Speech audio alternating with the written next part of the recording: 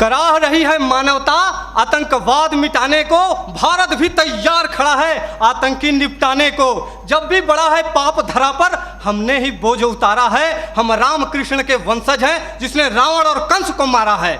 आदरणीय सभापति महोदय, निर्णायक मंडल एवं बहादुर साथियों, मैं राइफलमैन मृत्युंजय श्रीवास्तव असम राइफल्स का प्रतिनिधित्व विषय के विपक्ष में करने जा रहा हूं। मानव अधिकार महोदय, इस शब्द को सुनकर मेरे मन के दो बिंदुओं के मध्य एक दृढ़ विरोधाभास उत्पन्न होता है, क्योंकि या तो इस शब्द की महत्ता और प्रासंगिकता का कोई अर्थ नहीं, और यदि अर्थ है तो हम सुरक्षा बल मानव नहीं, अर्थात जिस मानव अधिकारों की वेदी पर आश्रित होकर पत्थरबाज, नक्सलवाद, उग्रवाद और आतंकवाद के मरण व हरण पर यह मानव अधिकार के ठेकेदार भेड़िया विलाप करते हैं, वे अयोध्या, अक्षरधाम, संसद भवन, ताज, कठुआ, गया और पुलवामा जैसे विध्वंसकारी कांडों पर मौन क्यों हो जाते हैं?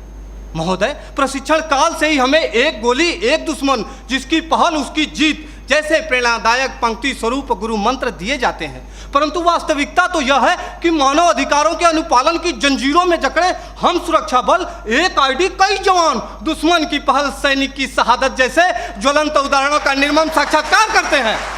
महोदय, जहां कानून व्यवस्था चरमरा जाती है, आतंकी हुकूमत चलती है, मानवता का अस्तित्व खतरे में पड़ जाता है, वहां पुनः शांति स्थापित करने के लिए सशस्त्र सुरक्षा बलों की तैनाती की जाती है। ऐसे कठिन परिस्थिति में मानव अधिकारों का अनुपालन करते हुए आतंकवाद एवं उग्रवाद के विरुद्ध लड़ना, वो भी प्रभावी तरीके से, कतई संभव नहीं है। एक सैनिक होने के नाते मैं यही कहूंगा कि शस्त्र मिले हैं, कर्म करो, सर्वनाश करो गद्दारों का। आज मानवता है खतरे में, तो क्या करोगे मानव अधिकारों का? महोदय, मानव अधिकारों के अनुपालन का ही नतीजा है कि पश्चिम बंगाल के एक छोटे से गांव नक्सलवाड़ी से शुरू हुआ नक्सलवाद हमारे देश के 240 जिलों में फैल चुका था, लेकिन जब सुरक्षा बलों ने उनके खिलाफ कठोर और दंडात्मक कार्रवाई की तो यह सिर्फ 90 जिलों में सिमट कर रह गया है।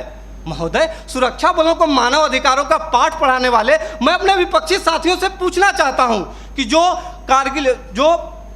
कश्मीर में जो कारगिल युद्ध के बाद पाकिस्तान के लवारिस सैनिकों के शवों को उनके धर्म के अनुसार दफनाया, वो है हमारे सुरक्षा बल, जिन्होंने इसी वर्ष 11 जुलाई को पाक अधिकृत कश्मीर से बहकर आए मासूम बच्चे के शव को प्रोटोकॉल तोड़कर पाकिस्तानी सेना को लौटाया, वो है हमारे सुरक्षा बल, जो कश्मीर के स्कूली बच्चों को दुश्मन की गोलियों से बचाने के लिए बुलेट प्रूफ जैकेट बन जाते हैं और अपने परिवार, अपने समाज, अपने देश के प्रति समर्पण का भार लिए हुए भी जो इस देश में शांति और अमन कायम करते हैं, वो है भारतीय सुरक्षा बल।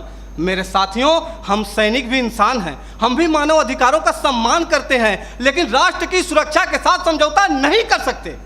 महोदय, केंद्रीय गृह मंत्रालय द्वारा संसद में पेश आंकड़ों के मुताबिक वर्ष 2014 में जहां 222 आतंकी हमले हुए, वहीं 2018 में इनकी तादाद बढ़कर 614 हो गई।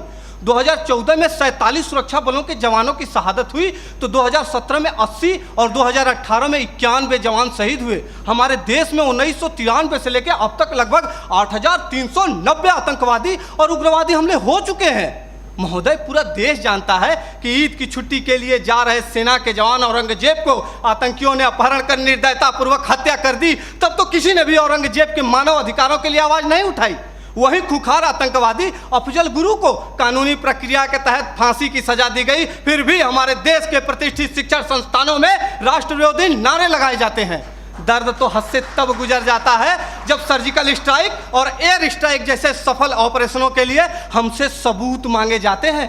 हमारे धार्मिक ग्रंथों में कहा गया है कि सीता हरण किया रावण ने, मानवता को ललकारा था, श्री राम प्रभु ने रावण को लंका में घुसकर मारा था। हम उन्हीं राम के अनुयायी सम्रानर हार नहीं सकते, जो रच रहे षड्यंत्र उन्हें क्या घुसकर मार नहीं सकते? महोदय, मैं अपने विपक्षी साथियों से पूछना चाहता हूं कि जब आतंकवादी हम पर अंधाधुंध गोलीबारी करें तो क्या हम सफेद झंडा लेकर मानव अधिकारों का शांति पाठ करें?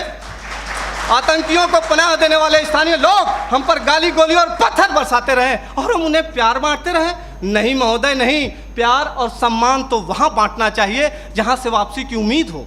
महोदय, मैं यह नहीं कहता कि मानव अधिकारों का अनुपालन नहीं करना चाहिए, लेकिन वे लोग जो मानव अधिकारों का दुरुपयोग करके सुरक्षा बलों को प्रभावहीन करने की कोशिश करते हैं, उन्हें कठोर से कठोर दंड देकर उनके साथियों को यह संदेश देना होगा, ताकि भविष्य में कोई भी इंसान आतंकवादी, उग्रवादी और नक्सलवादी बनने की हिम्मत ना करे। धन्यवाद। जय हिंद।